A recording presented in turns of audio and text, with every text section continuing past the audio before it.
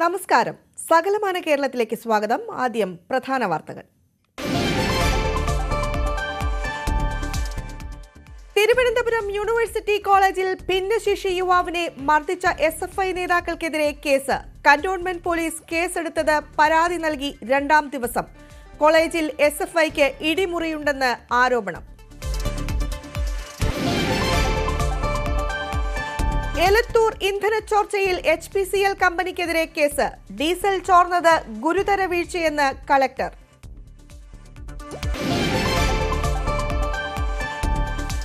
കാട്ടുപന്നി ശല്യത്തിൽ പൊറുതിമുട്ടി പാലക്കാട് ആനക്കര നിവാസികൾ. കൂട്ടമായെത്തി കൃഷി നശിപ്പിക്കുന്നുവെന്ന് കർഷകർ. അധികൃതർക്ക് ഇടപെടണമെന്ന് പ്രദേശവാസികൾ.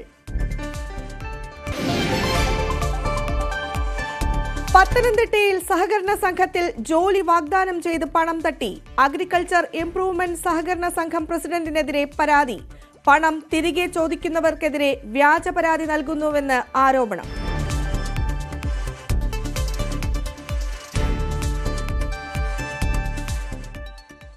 വിശദമായ വാർത്തകളിലേക്ക്. തിരുവനന്തപുരം യൂണിവേഴ്സിറ്റി കോളേജിൽ ഭിന്നശേഷി യുവാവിനെ മർദ്ദിച്ച സംഭവത്തിൽ SFI നേതാക്കൾക്കെതിരെ കേസ്. തിരുവനന്തപുരം കന്റോൺമെന്റ് പോലീസാണ് കേസ് രജിസ്റ്റർ ചെയ്തത്. കഴിഞ്ഞ ദിവസം മർദ്ദനമേറ്റ വിദ്യാർത്ഥി ഭിന്നശേഷി കമ്മീഷന് പരാതി നൽകിയിരുന്നു. യൂണിവേഴ്സിറ്റി കോളേജിനുള്ളിൽ SFIയുടെ നേതൃത്വത്തിൽ ഇപ്പോഴും ഇടിമുറിയുണ്ടെന്നും ആരോപണമുണ്ട്. ഭിന്നശേഷിക്കാരനായ യുവാവിന്റെ കാല് 3 SFI നേതാക്കന്മാർ ചേർന്ന് ചവിട്ടിപ്പിടിച്ച ശേഷം കമ്പി കൊണ്ടടിച്ചതായാണ് പരാതി. വിദ്യാർത്ഥി പോലീസിൽ പരാതി നൽകി 2 ദിവസം കഴിയുമ്പോഴാണ് കേസെടുത്തത്. കഴിഞ്ഞ ദിവസം വിദ്യാർത്ഥി ഭിന്നശേഷി കമ്മീഷനിൽ നേരിട്ടെത്തി പരാതി നൽകിയിരുന്നു. കോളേജിലെ SFI യൂണിറ്റിൽ ചേരാത്തതിന് 1ാം വർഷ ഇസ്ലാമിക് ഹിസ്റ്ററി വിദ്യാർത്ഥിയെ കോളേജിലെ ഇടിമുറിയിലേക്ക് കൊണ്ടുപോയി വൈകല്യത്തെ കളിയാക്കി സംസാരിക്കുകയും പിന്നീട് ക്രൂരമായി മർദ്ദിക്കുകയും ചെയ്തുവെന്നാണ് ആരോപണം. യൂണിറ്റ് സെക്രട്ടറിയായ വിധു ഉദയ, പ്രസിഡന്റ് അമൽ ചന്ദ്, യൂണിറ്റ് അംഗമായ മിഥുൻ ഇവർ ചേർന്ന് വിദ്യാർത്ഥിയെ അസഭ്യം വിളിച്ച് മർദ്ദിച്ചുവെന്നാണ് പരാതി. പരാതി നൽകിയെങ്കിലും ആദ്യഘട്ടത്തിൽ കേസെടുത്തില്ല. തുടർന്ന് മാധ്യമങ്ങളിലൂടെ വിവരം പുറത്തുവന്നതിന് പിന്നാലെയാണ് കേസ് രജിസ്റ്റർ ചെയ്തത്. SFI യൂണിറ്റിൽ ചേരാത്ത വിദ്യാർത്ഥികളെ യൂണിവേഴ്സിറ്റി കോളേജിലെ ഇടിമുറികളിൽ ഇപ്പോഴും അതിക്രൂരമായി മർദ്ദിക്കുകയും ഉപദ്രവിക്കുകയും ചെയ്യുന്നുവെന്ന് പരാതിയുണ്ട്. ന്യൂസ് 18 തിരുവനന്തപുരം. ട്രെയിനിൽ യാത്രക്കാരിയോട് അപമര്യാദയായി പെരുമാറിയെന്ന പരാതിയിൽ പോലീസ് ഉദ്യോഗസ്ഥനെതിരെ കേസ്. പാലക്കാട് അഗളി CI അബ്ദുൾ ഹക്കീമിനെതിരെയാണ് എറണാകുളം റെയിൽവേ പോലീസിന്റെ നടപടി. കരുനാഗപ്പള്ളി സ്വദേശിയായ യുവതിയെ കടന്നുപിടിച്ചെന്നാണ് പരാതി. യുവതി കൊല്ലത്ത് നിന്ന് പാലരുവി എക്സ്പ്രസിൽ യാത്ര ചെയ്യുമ്പോഴായിരുന്നു ദുരനുഭവം. സ്ത്രീത്വത്തെ അപമാനിക്കൽ, ലൈംഗിക അതിക്രമം ഉൾപ്പെടെയുള്ള വകുപ്പുകളാണ് ഉദ്യോഗസ്ഥനെതിരെ ചുമത്തിയിരിക്കുന്നത്. അറസ്റ്റ് അടക്കമുള്ള തുടർ നടപടികൾ ഉടൻ ഉണ്ടാകുമെന്ന് റെയിൽവേ പോലീസ് വ്യക്തമാക്കി. കാസർഗോഡ് പൂച്ചക്കാട് പ്രവാസി വ്യവസായി MC ഗഫൂർ ഹാജിയുടെ മരണം കൊലപാതകമെന്ന് തെളിഞ്ഞു. മന്ത്രവാദിനിയായ യുവതി ഉൾപ്പെടെ 4 പേരെ ക്രൈംബ്രാഞ്ച് അറസ്റ്റ് ചെയ്തു. മന്ത്രവാദത്തിന് നൽകിയ സ്വർണം തിരിച്ചു ചോദിച്ചതാണ് കൊലപാതകത്തിലേക്ക് നയിച്ചത്. 2023 ഏപ്രിൽ 14 പുലർച്ചെയാണ് പൂച്ചക്കാട് സ്വദേശി ഗഫൂർ ഹാജിയെ വീട്ടിൽ മരിച്ച നിലയിൽ കണ്ടെത്തിയത്.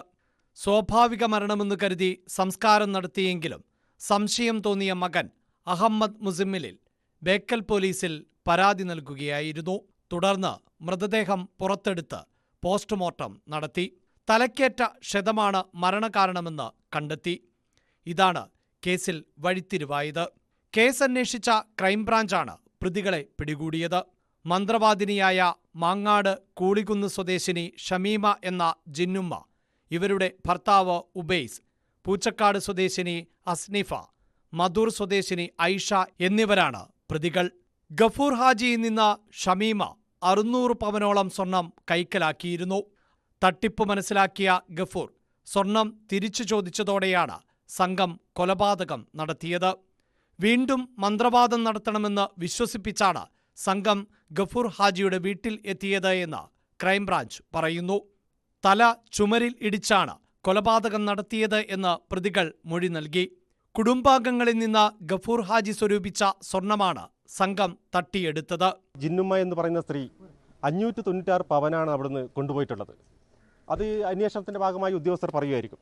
2 വർഷമായി ഈ കുടുംബവുമായി ബന്ധപ്പെട്ട ആളാണ് ജിന്നുമ്മ. ഈ ജിന്നുമ്മ ഇത്രയും സ്വർണം അവിടുന്ന് അപഹരിച്ചു. ഈ കുടുംബവുമായി നല്ല ബന്ധങ്ങളുണ്ടാക്കി. അപ്പോൾ അതിൻ്റെ അടിസ്ഥാനത്തിലാണ് ഈ കൊലപാതകം നടത്തിയത് എന്നുള്ളത് ഞങ്ങൾക്ക് പൂർണ്ണമായിട്ടും ഉൾക്കൊള്ളാൻ കഴിഞ്ഞിട്ടുണ്ട്. ഈ സ്വർണം നഷ്ടപ്പെട്ടത് ഇവർ ലാവിഷായി ജീവിച്ചു, ഇവരുടെ ആഡംബര ജീവിതം ഇത്തരം ഒരുപാട് ആളുകളെ ചീറ്റ് ചെയ്തുകൊണ്ടാണ്. അതുകൊണ്ടാണ് ഈ കൊലപാതകമെന്ന് ഞങ്ങൾ ഉറച്ചു പറഞ്ഞിട്ടുള്ളത്. ഷമീമ നിരവധി കേസുകളിൽ പ്രതിയാണ്. 2014 ഹണി ട്രാപ്പ് കേസിൽ പ്രതിയായ ഇവർ കാസർഗോഡ് വ്യാപാരിയിൽ നിന്നും 40 ലക്ഷം രൂപ തട്ടിയെടുത്തിരുന്നു. ന്യൂസ് 18 കാസർഗോഡ്.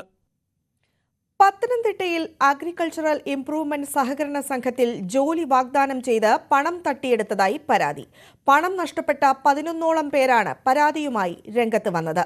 കൂടുതൽ പേർ തട്ടിപ്പിന് ഇരയായിട്ടുണ്ടെന്നും തങ്ങളുടെ നഷ്ടപ്പെട്ട പണം തിരികെ ലഭിക്കണമെന്നുമാണ് തട്ടിപ്പിന് ഇരയായവരുടെ ആവശ്യം. 2015 മുതൽ പണം നഷ്ടമായവരാണ് തട്ടയിൽ പ്രവർത്തിക്കുന്ന അഗ്രികൾച്ചറൽ ഇംപ്രൂവ്മെന്റ് സഹകരണ സംഘത്തിന്റെ പേരിൽ പരാതിയുമായി രംഗത്തെത്തിയത്. സഹകരണ സംഘം പ്രസിഡന്റ് വൈശാഖ് കുമാറും ഭാര്യ ശ്രീകലയും സഹകരണ സംഘത്തിലെ ജീവനക്കാരി ബീനാരാജും ചേർന്ന് ജോലി വാഗ്ദാനം ചെയ്ത് പണം തട്ടിയെടുത്തെന്നാണ് പരാതി. മകനെ ജോലി കൊടുക്കാൻ ഒരു പൈസ നിങ്ങൾ തരണ്ട, ഒന്നും വേണ്ട, ഡിപ്പോസിറ്റ് ഒന്നും ഞങ്ങൾ വാങ്ങിക്കത്തില്ല എന്നും പറഞ്ഞ് വന്ന് സ്വാധീനിച്ച് അവർ ഞങ്ങളെ ക്രമേണ പരിചയം പുതുക്കി വലിയ പരിചയപ്പെട്ട് ലോഹ്യം കാണിച്ചു വന്ന് വീട് പണി കഴിഞ്ഞിരിക്കുന്ന സമയം ഒരു പൈസ ഇല്ലെന്ന് പറഞ്ഞിട്ടും ഭാര്യയെ കൊണ്ട് നിർബന്ധമായിട്ട് ഞങ്ങളോട് പറഞ്ഞ്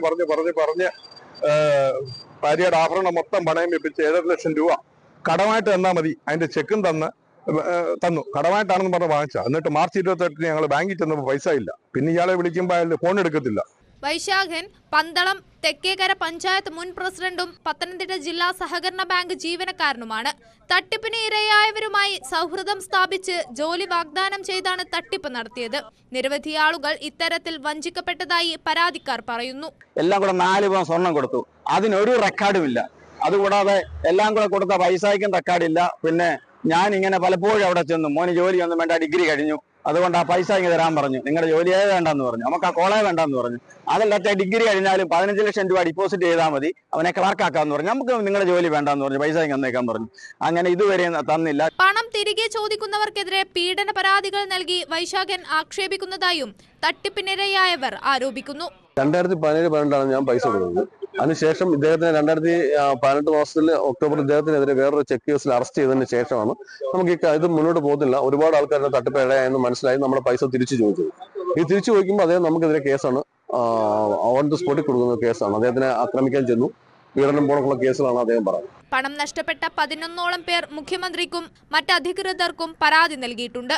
എന്നാൽ കൂടുതൽ പേർ സഹകരണ സംഘത്തിന്റെ പേരിൽ തട്ടിപ്പിന് ഇരയായിട്ടുണ്ടെന്നാണ് സൂചന. പരാതിക്കാരുടെ ആരോപണങ്ങളെ സംബന്ധിച്ച് പ്രതികരിക്കാൻ വൈശാഖൻ ഇതുവരെ തയ്യാറായിട്ടില്ല. ന്യൂസ് 18 പത്തനംതിട്ട. എലത്തൂർ ഇന്ധന ചോർച്ചയിൽ HPCL കമ്പനിക്കെതിരെ കേസെടുത്തു. ഗുരുതരമായ വീഴ്ചയാണ് HPCLന്റെ ഭാഗത്തുനിന്ന് ഉണ്ടായതെന്ന് ജില്ലാ കളക്ടർ സ്നേഹിൽ കുമാർ സിംഗ് പറഞ്ഞു. ജലസ്രോതസ്സുകളിൽ ലയിച്ച ഡീസൽ നിർവീര്യമാക്കാനുള്ള നടപടികൾ കമ്പനി ഉടൻ ആരംഭിക്കും. ചോർച്ചയുണ്ടായ HPCL പ്ലാന്റിൽ മലിനീകരണ നിയന്ത്രണ ബോർഡ് ഉദ്യോഗസ്ഥരും ഫാക്ടറീസ് ആൻഡ് ബോയിലേഴ്സ് വിഭാഗം ഉദ്യോഗസ്ഥരും പരിശോധന നടത്തിയ ശേഷമാണ് കേസെടുത്തത്. 1 കോടി രൂപ വരെ പിഴയും തടവ് ശിക്ഷയും വരെ ലഭിക്കാവുന്ന സെക്ഷൻ 92, 96 വകുപ്പുകൾ ചുമത്തിയാണ് കേസ്. കമ്പനിക്ക് കാരണം കാണിക്കൽ നോട്ടീസും നൽകി. ഗുരുതര വീഴ്ചയാണ് കമ്പനിക്കുണ്ടായതെന്ന് കളക്ടറേറ്റിൽ നടന്ന അവലോകന യോഗത്തിനു ശേഷം ജില്ലാ കളക്ടർ വ്യക്തമാക്കി. ഒഴിവായത് വലിയ ദുരന്തമാണെന്നും HPCLലെ മെക്കാനിക്കൽ ആൻഡ് ഇലക്ട്രോണിക് സംവിധാനങ്ങൾ പരാജയപ്പെട്ടതാണ് ചോർച്ചയ്ക്ക് കാരണമെന്നും അദ്ദേഹം പറഞ്ഞു. ഈ പൊല്യൂഷനിന്റെ റെക്ടിഫിക്കേഷനും ഈ പൊല്യൂഷനിന്റെ കൺട്രോളും ഒരു ടെക്നിക്കൽ കാര്യങ്ങളുണ്ട്. ഓയിൽ ഡിസ്പേഴ്സൻറ്റ് പോലെ ഒരു കെമിക്കൽ ഉണ്ട്. അത് കെമിക്കൽ യൂസ് ചെയ്തിട്ട് ആ ഓയിൽ മാറ്റാൻ പറ്റും. അത് ഒരു അക്സെപ്റ്റഡ് പ്രൊവിഷൻ ആണ്. അതൊരു ഏത് ഓയിൽ പൊല്യൂഷൻ ആണെങ്കിൽ, വെള്ളത്തിൽ ഓയിൽ പൊല്യൂഷൻ ആണെങ്കിൽ അത് നമുക്ക് ചെയ്യുന്നുണ്ട്. അത് അവർ ഓൾറെഡി നടപടി സ്റ്റാർട്ട് ചെയ്തിട്ടുണ്ട് HPCL. And they have to clean the entire waters. അതൊന്നും സംശയമില്ല, ഒരു ഡൗട്ടും ഇല്ല ഈ കാര്യത്തിൽ. അവർക്ക് എല്ലാ വാട്ടർ ബോഡീസ് ക്ലീൻ ചെയ്യണം. വാട്ടർ ബോഡീസിലെ പൊല്യൂഷൻ വളരെ കോംപ്ലിക്കേറ്റഡ് ആണ്. കാരണം ആ ഡീസൽ വളരെ ഫാസ്റ്റ് ആയിട്ട് പോകുന്നുണ്ട്. ഒരു സ്ഥലത്തിൽ നമുക്ക് അങ്ങനെ സ്റ്റോർ ചെയ്യാൻ പറ്റത്തില്ല. ഈ വെള്ളത്തിലാണെങ്കിൽ ഇറ്റ് ഗോസ് വെരി ഫാസ്റ്റ്. അതുകൊണ്ട് ഇപ്പോൾ ഓൾറെഡി റിവറിലേക്ക് പോയി അവിടെ തൊഴിലാളിയുണ്ട്, മത്സ്യത്തൊഴിലാളിയുണ്ട്, അവർക്ക് ഒരു ഇമ്പാക്ട് വരും.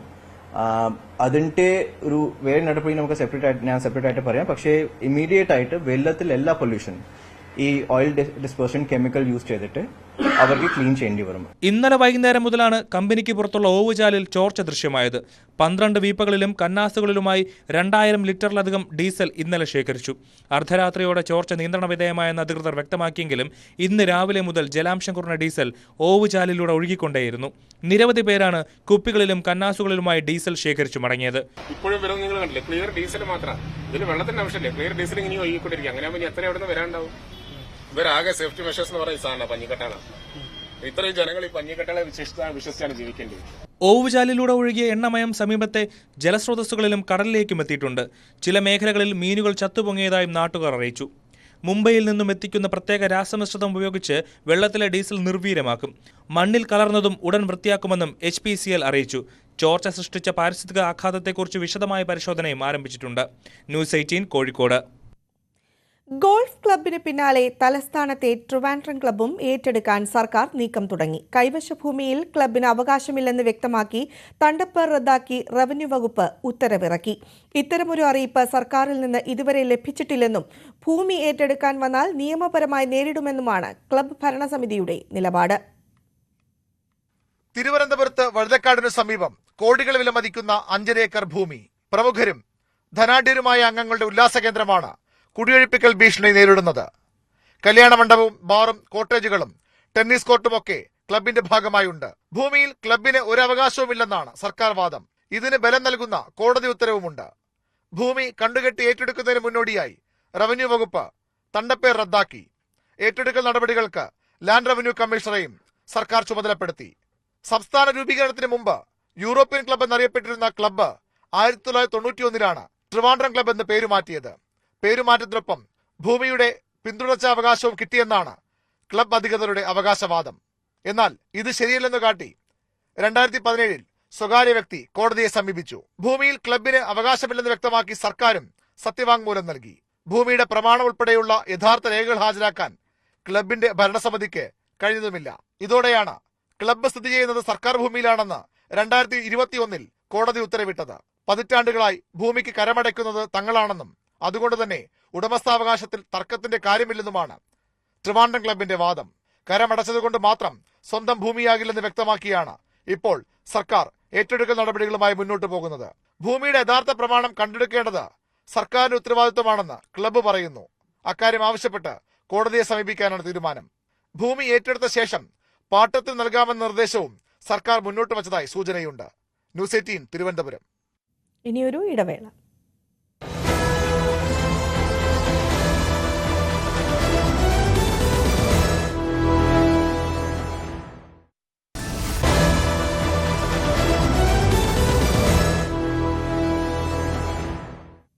വാർത്തകളിലേക്ക് വീണ്ടും. തൃശൂർ പാലപ്പിള്ളിയിൽ സെപ്റ്റിക് ടാങ്കിൽ വീണ കാട്ടാന ചെരിഞ്ഞു. സ്വകാര്യ വ്യക്തിയുടെ വീട്ടുപറമ്പിലെ സെപ്റ്റിക് ടാങ്കിലാണ് ആന വീണത്. ഇന്ന് രാവിലെ 8 മണിയോടെയാണ് എലിക്കോട് സ്വദേശി റാഫിയുടെ വീട്ടുപറമ്പിലെ സെപ്റ്റിക് ടാങ്കിൽ കാട്ടാന വീണത്. ആളില്ലാത്ത വീട്ടിലെ ടാങ്കിലായിരുന്നു അപകടം.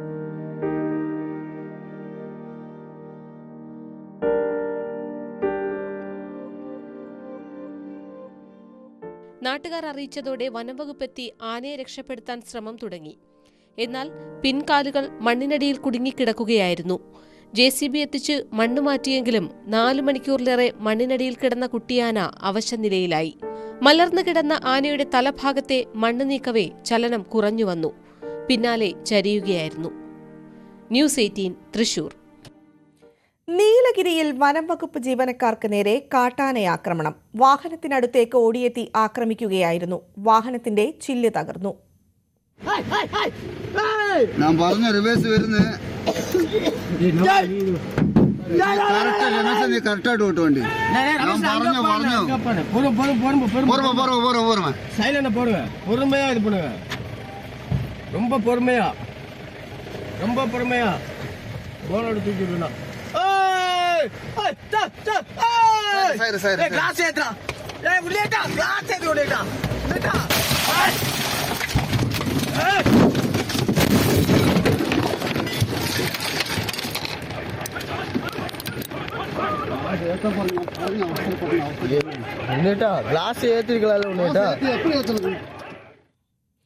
ഇടുക്കിയിലെ കാട്ടുകൊമ്പൻ പടയപ്പ വീണ്ടും ജനവാസ മേഖലയിൽ. ഗൂഡാർവിള എസ്റ്റേറ്റിലാണ് കാട്ടാന നിലയുറപ്പിച്ചിട്ടുള്ളത്. വ്യാപകമായി കൃഷി നശിപ്പിച്ചു. കാട്ടുപന്നി ശല്യത്തിൽ ദുരിതത്തിലായി പാലക്കാട് ആനക്കരയിലെ കർഷകർ. ഉമ്മത്തൂർ പാടശേഖരങ്ങളിൽ കൂട്ടമായി എത്തിയ കാട്ടുപന്നികൾ വ്യാപകമായാണ് കൃഷി നശിപ്പിക്കുന്നത്. പ്രശ്നത്തിന് പരിഹാരം വേണമെന്നാണ് കർഷകരുടെ ആവശ്യം. പാലക്കാട് തൃത്താലയിലെ ആനക്കര ഭാഗങ്ങളിലാണ് ഒരിടവേളയ്ക്ക് ശേഷം കൃഷിയിടങ്ങളിൽ കാട്ടുപന്നി ശല്യം രൂക്ഷമാകുന്നത്. കുമ്പിടി ഉമ്മത്തൂർ പാടശേഖരത്തിലെ ഏക്കർ കണക്കിന് നെല്ലും പച്ചക്കറിയും കിഴങ്ങുമടങ്ങുന്ന കൃഷിയാണ് കഴിഞ്ഞ ദിവസം കാട്ടുപന്നിക്കൂട്ടമെത്തി നശിപ്പിച്ചത്. പാട്ടത്തിനെടുത്ത ഭൂമിയിൽ കർഷകനായ ഹമീദിന് നഷ്ടമായത് 1/2 ഏക്കറോളം നെൽകൃഷിയാണ്.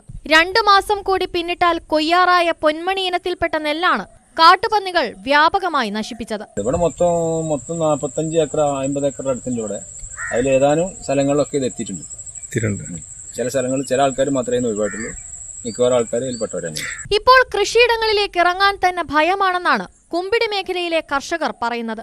കപ്പയും വാഴയും ചേനയും ചേമ്പും തെങ്ങിൻ തൈകളും നിരന്തരം നശിപ്പിക്കാൻ തുടങ്ങിയതോടെ ആയിരക്കണക്കിന് രൂപയുടെ നഷ്ടമാണ് കർഷകർ നേരിടുന്നത്.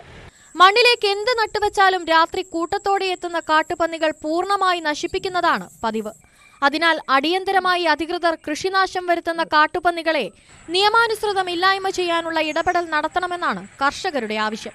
ന്യൂസ് 18 പാലക്കാട്. ശരണമന്ത്രമുഖരിതം സന്നിധാനം. ശബരീശ ദർശനം നിങ്ങൾക്കായി സമർപ്പിക്കുന്നത് മിൽമ ഗീ. വ്രതശുദ്ധിയുടെയും നന്മയുടെയും നാളുകൾ പരിശുദ്ധമാക്കാം മിൽമയ്ക്കൊപ്പം. സന്നിധാനത്ത് തിരക്ക് നിയന്ത്രണ വിധേയം. 56,425 തീർത്ഥാടകരാണ് ഇതുവരെ സന്നിധാനത്ത് എത്തിയത്. പമ്പ മുതൽ സന്നിധാനം വരെ എവിടെയും നിയന്ത്രണമില്ല. ഈ മണ്ഡലകാലത്ത് ശബരിമലയിൽ എത്തിയ തീർത്ഥാടകരുടെ എണ്ണം 15 ലക്ഷം കവിഞ്ഞു. ചരിത്രത്തിൽ ആദ്യമായാണ് നട തുറന്ന് 21ാം ദിവസം 15 ലക്ഷം തീർത്ഥാടകർ സന്നിധാനത്ത് എത്തുന്നത്. കഴിഞ്ഞ വർഷം ഡിസംബറിൽ 4 വരെ എത്തിയത് 10,04,607 തീർത്ഥാടകരാണ്. ഇന്നലെ വരെ 14,62,864 തീർത്ഥാടകർ എത്തി. 4,58,257 പേരുടെ വർധനവ് ഇന്നലെ വരെ ഉണ്ടായി. ഇന്ന് 11 മണിയോടെയാണ് തീർത്ഥാടകരുടെ എണ്ണം 15 ലക്ഷം കവിഞ്ഞത്. ശബരീശ ദർശനം നിങ്ങൾക്കായി സമർപ്പിച്ചത് മിൽമ ഗീ. വ്രതശുദ്ധിയുടെയും നന്മയുടെയും നാളുകൾ പരിശുദ്ധമാക്കാം മിൽമയ്ക്കൊപ്പം. ഇനി സ്വർണം വെള്ളി നിരക്കുകൾ. കവിത ഗോൾഡ് ആൻഡ് ഡയമണ്ട്സ് ഇന്നത്തെ സ്വർണം വെള്ളി നിരക്കുകൾ നിങ്ങൾക്കായി സമർപ്പിക്കുന്നത് Kavitha gold and diamonds. Choose your special. സ്വർണം 22 ക്യാരറ്റിന് ഗ്രാമിന് 7,130 രൂപ, പവന് 57,040 രൂപ. സ്വർണം 18 ക്യാരറ്റിന് ഗ്രാമിന് 5,895, പവന് 47,160 രൂപ. വെള്ളി ഗ്രാമിന് 99, കിലോയ്ക്ക് 99,000. കവിത ഗോൾഡ് ആൻഡ് ഡയമണ്ട്സ് ഇന്നത്തെ സ്വർണം വെള്ളി നിരക്കുകൾ നിങ്ങൾക്കായി സമർപ്പിക്കുന്നത് Kavitha gold and diamonds. Choose your special. സകലമാന കേരളം ഇവിടെ പൂർണ്ണമാവുകയാണ്. ഇനി പ്രൈം ഡിബേറ്റുമായി മഞ്ജുഷ് ഗോപാൽ ചേരും.